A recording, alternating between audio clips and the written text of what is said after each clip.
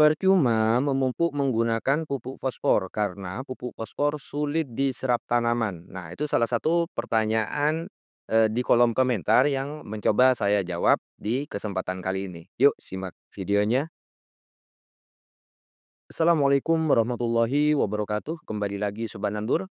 Pada kesempatan kali ini akan membahas tentang pupuk fosfor. Nah, bagi teman-teman yang sering menanyakan, "Bang, merek dagangnya apa, Bang?" Terus ada juga yang menanyakan, "Bang, kenapa pupuk fosfor yang saya aplikasikan ke tanaman cabai rawit saya itu tidak berdampak pada pertumbuhannya atau kurang terlihat berbeda dengan pupuk lainnya seperti NPK 16, seperti KNO3 dan lain sebagainya." Oke. Kita akan mencoba untuk membahas kenapa pupuk fosfor itu, yang diaplikasikan ke tanaman kita tidak bisa diserap maksimal oleh tanaman. Maka dari itu kita bahas satu persatu. Pada poin pertama yang perlu kita bahas yaitu apa itu pupuk fosfor. Nah, pupuk fosfor salah satu pupuk yang dibutuhkan oleh tanaman. Namun pupuk fosfor itu, dibutuhkan dalam jumlah lebih sedikit daripada nitrogen atau, biasa kita kenal dengan urea. Jadi jumlahnya itu, dibutuhkan oleh tanaman namun lebih sedikit. Yang kedua, apa itu pupuk fosfor? Pupuk fosfor memiliki peran penting untuk pertumbuhan dan, perkembangan tanaman. Dilanjutkan proses biokimia pada pupuk fosfor sangat mempengaruhi tumbuh kembang tanaman seperti transfer energi, fotosintesis, pembelahan sel, dan perkembangan akar. Dan menghasilkan bunga dan buah yang berkualitas. Jadi, pupuk fosfor itu sangat berperan penting untuk menghasilkan bunga dan buah secara kualitas. Jadi biasanya buahnya jika normal besar, nah itu ada peranan dari pupuk fosfor. Oke teman-teman, fungsi dan manfaat pupuk fosfor yang pertama yaitu transfer energi. Nah, transfer energi ini, pupuk fosfor berperan penting dalam proses transfer energi dalam tanaman. Sehingga, peranannya bagi tanaman itu sangat penting. Yang kedua yaitu fotosintesis. Nah, pupuk fosfor ini memiliki bagian penting dari enzim, ketika melakukan proses fotosintesis pada tanaman sehingga menghasilkan, makanan.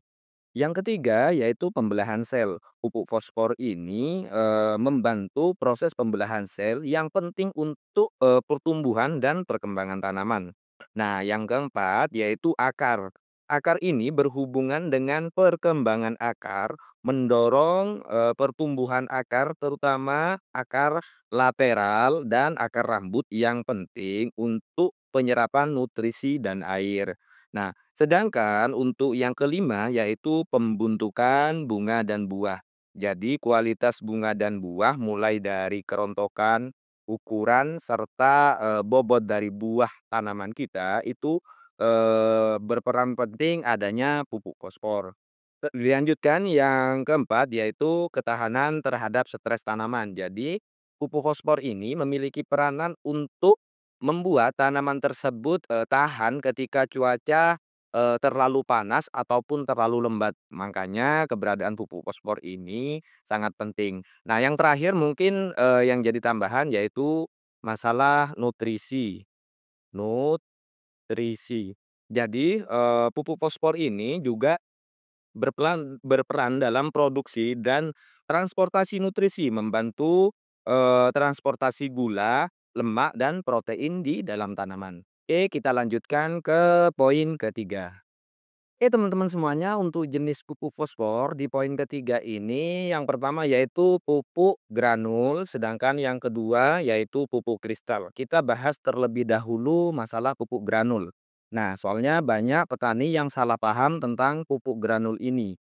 Banyak petani yang bilang bahwasanya pupuk granul seperti SP36, TSP itu tidak berpengaruh pada tanaman sayuran. Nah, yang itu mencoba untuk kami luruskan.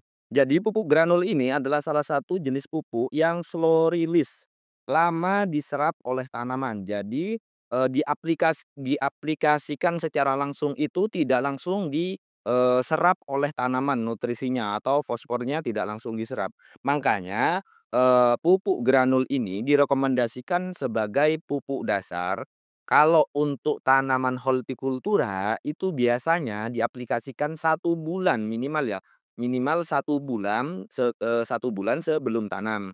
Tujuan dari dibuatnya pupuk granul ini sebenarnya bukan pupuk untuk sayuran, namun untuk tanaman tahunan. Contohnya seperti kelapa sawit, seperti jeruk, dan lain sebagainya. Itu salah satu fungsinya dari, pupuk granul ini. Namun masih bisa kita akali, sebagai, pupuk untuk sayuran. Caranya gimana? Ya caranya kita aplikasikan sebelum tanam. Yang kedua yaitu pupuk kristal. Pupuk kristal ini berbeda dengan pupuk granul. Kalau pupuk granul itu, membutuhkan waktu yang cukup lama untuk diserap tanaman, sedangkan pupuk kristal ini adalah fast release atau bisa langsung diserap oleh tanaman. Selain itu, pupuk kristal ini mudah larut dalam air, mudah juga diserap tanaman. Aplikasi untuk tanaman hortikultura bisa dikocorkan ataupun bisa dispray. Oke, kita lanjutkan ke merek dagangnya. Untuk jenis-jenis pupuk fosfor ini yang biasa terdapat pada toko pertanian atau yang dijual di Indonesia, yang pertama yaitu ada merek dagangnya dari Pak Tani. Untuk Pak Tani ini setahu saya itu ada dua yaitu Vertipos sama Fosgrow. Nah, ada Vertipos sama Fosgrow untuk dari Pak Tani. Nanti gambarnya saya tampilkan di bagian layar ini. Yang kedua yaitu Petrokimia, itu ada dua, SP26 dan SP36 yang bisa teman-teman pilih, untuk jenis pupuk fosfor granul yang bisa kita aplikasikan sebagai pupuk dasar. Nah, yang ketiga yaitu Laoying. Untuk Laoying ini, ada Laoying mesti yang TSP, ada juga Laoying yang Rock. Nah, jadi nanti gambarnya juga akan saya tampilkan di sebelah, di samping layar. Yang keempat, yaitu ada mahkota. Jadi untuk merek dagang mahkota ini ada mahkota RP Peru, ada mahkota RP Mesir, dan ada mahkota TSP. Yang kelima atau yang terakhir yang saya rekomendasikan yaitu merek dagangnya Merauke. Kalau Merauke ini ada tiga, Merauke TSP, Merauke Rock, sama Merauke Fosfat. Nanti gambarnya juga akan saya tampilkan di sebelah layar. Oke, kita lanjutkan untuk jenis pupuk fosfor atau merek dagangnya yang kristal. Oke, untuk merek dagang yang kedua atau jenis pupuk kristal yaitu, ada dari Pak Tani, Ultradap dan MKP. Jadi Ultradap dan MKP. Itu yang biasa, saya pakai atau saya gunakan. Sedangkan untuk, Merauke ini bisa, membeli Merauke yang MAP sama, MKP. Jadi Merauke yang MKP itu ada juga ya teman-teman, sebagai pilihannya. Oke teman-teman, seperti itu ya untuk penjelasan tentang pupuk fosfor. Oke, saya mencoba untuk merangkumnya kembali. Jadi pupuk fosfor itu adalah salah satu pupuk yang sangat dibutuhkan oleh tanaman. Namun, pupuk fosfor itu ada dua jenis yang perlu teman-teman ketahui. Yang pertama adalah jenis granul, yang kedua adalah jenis kristal. Kalau yang granul ini akan sangat sulit larut dalam air. Sedangkan yang kristal ini akan mudah larut di air. Namun harganya juga tentu jauh berbeda. Nah, makanya banyak petani yang memilih pupuk granul yang dengan kandungan fosfor yang tinggi dan harganya juga lebih murah untuk diaplikasikan ke tanaman sayuran mereka. Namun, cara aplikasinya kita gunakan sebagai pupuk dasar, bukan kita maksudkan sebagai pupuk susulan karena sangat, slow release atau sulit untuk diserap tanaman secara langsung dan membutuhkan waktu yang lebih lama. Jadi itu adalah jawaban dari teman-teman yang menanyakan kenapa pupuk fosfor itu, atau pupuk fosfor yang granul itu, tidak berdampak langsung ke tanaman. Makanya dijadikanlah sebagai pupuk dasar.